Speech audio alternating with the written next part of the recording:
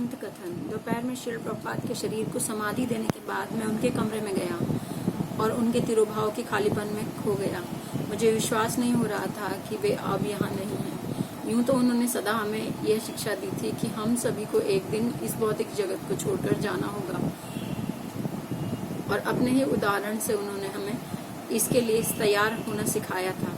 फिर भी उनकी अनुपस्थिति स्वीकार करना कठिन था।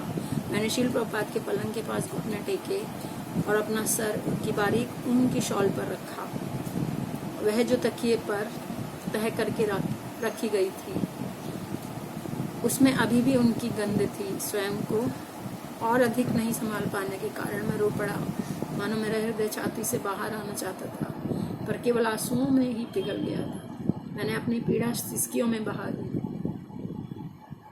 कुछ समय मुझे ध्यान नहीं, बाद मिनटों या घंटों के बाद मुझे अपने कंधे पर एक हाथ का अनुभव हुआ।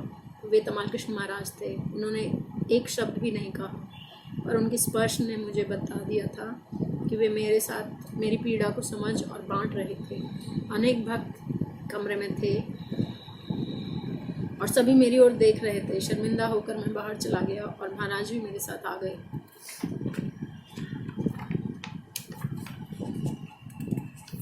अगले दिन मैं जयपताका महाराज के साथ मायापुर लौट गया, समाधि के पुष्पों को एक सुसज्जित धातु के बर्तन में लिए हुए।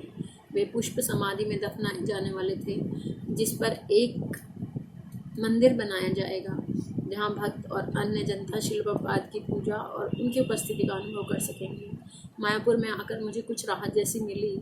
वहाँ मेरी यादें ताज़ा नहीं थी और मैं मित्रों और गुरु भाइयों से घिरा हुआ था। फिर भी मेरी दुनिया खाली जान पड़ती थी।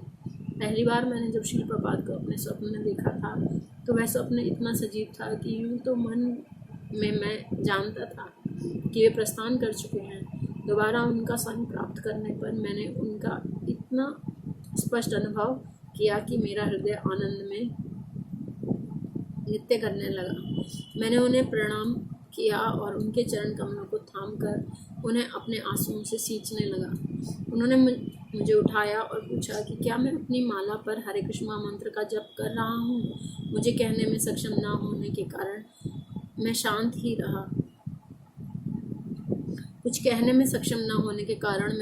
रहा। उन्होंने मुझे अपनी जीभ दिखाने के लिए कहा। जब मैंने ऐसा किया तो उन्होंने उसे अपने अंगूठे और पहली उंगली से पकड़ लिया, और जिस प्रकार उनके स्पर्श का रोमांच मेरे पूरे शरीर में प्रवाहित हो गया। उन्होंने मुझसे पूछा, क्या तुम इसका हरिनाम जपने में उपयोग कर रहे हो? मैंने कुछ कहने का प्रयास किया, पर वे अभी भी मेरी जीभ पकड़े हुए थे और बोलने के समय संघर्ष ने मुझे नींद से जगा दिया।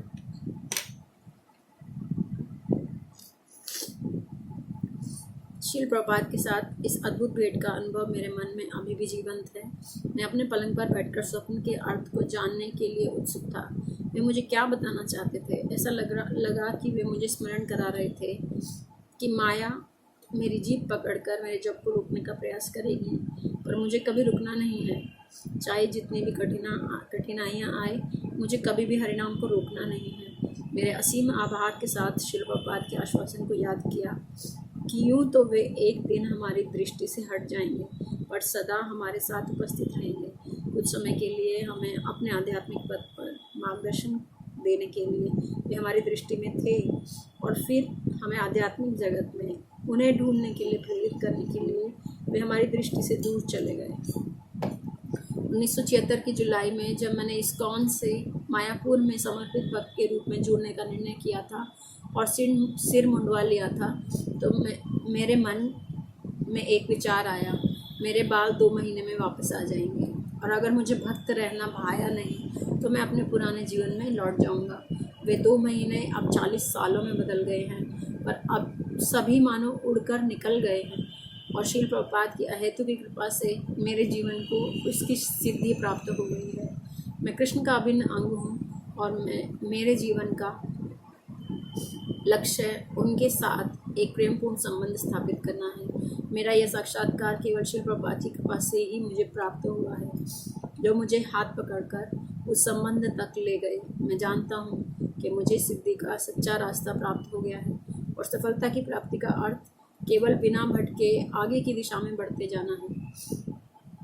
भविष्य में कभी चाहे जब भी मैं अपना परम लक्ष्य प्राप्त करूंगा और एक बार फिर अपने प्रिय शील प्रभुपाद के चरणों में पहुंच जाऊंगा। जय शील प्रभुपाद, जय शील भक्तचरण महाराज की जय।